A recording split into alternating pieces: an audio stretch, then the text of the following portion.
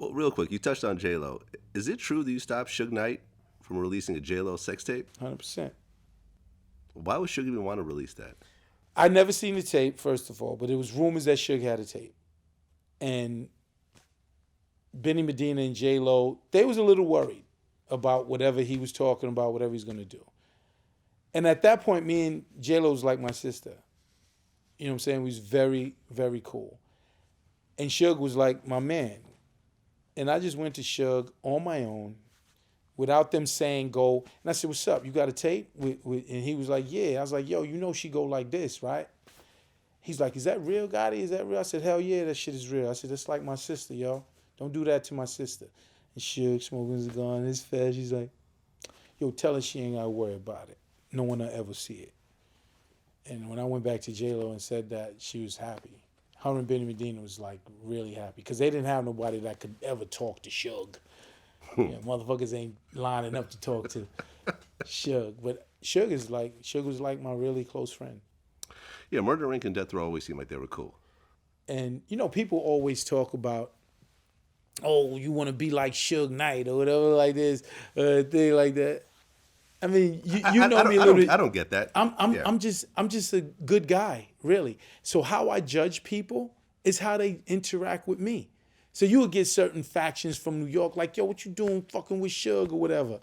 And I'm like, the guy gave me a Tupac, he gave me Tupac clearance for free. Mm. He came to the studio at Enterprise. This is a classic thing. And we was all there. And, you know, you hear all of the stories about Suge or whatever. So I'm with me and all my crimies. And, right, so we there. And it ain't nothing. But when Suge comes in, no one's smiling. We in straight nigga mode, right? So Suge, he comes in and he sees all of us. Because usually you'll see, like, some professional security and shit like that. A big white dude, and he's your security. There's a number of niggas with Murder Ring, right? Street nigga. So he comes in, he says, he said, oh, y'all ain't on that Hollywood shit. And then it was like, nah, we good. You know what I'm saying? And then Preem was there. He seen Preem. Preem was like, I've never seen someone get just universal love. Everyone just loved this guy. He's a great guy also. But he seen Preem, kicked it with Preem and everything like that. And then we start talking about the record and everything, and he was talking to me and Ja, and I'll never forget, he asked Ja, you know, what's your 5-year goal? And Ja, in true fashion, smoking the blunt, he said, sky's the limit, my nigga, sky's the limit. And Suge actually broke down. Really? He said, my man said the same thing. He said, you remind me of my man, and broke down. Tupac. And he, like, real tears.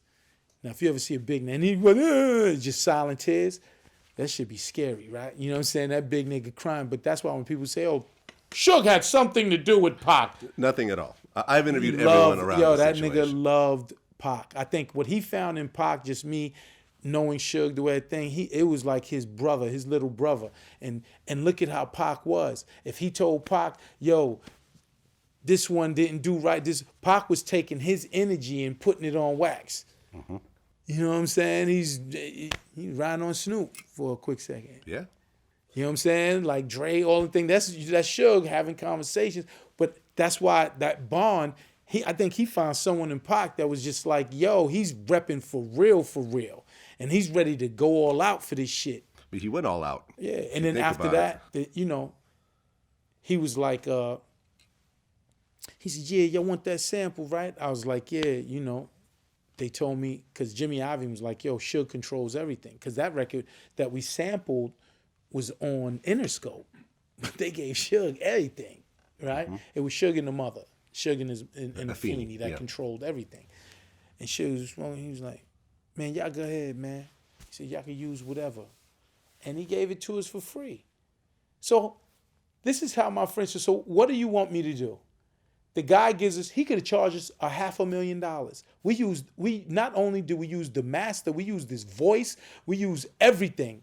He could have charged us whatever. Then we use, come on, we use that for the pledge, but what about Pain?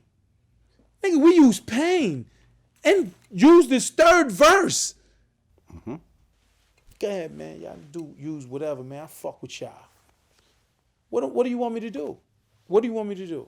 Dude is nothing but being a great dude with me. That's what I would tell the New York niggas. I'm like, man, that's how he is with you. With me, the nigga's dope. You know what I'm saying? He's a good friend.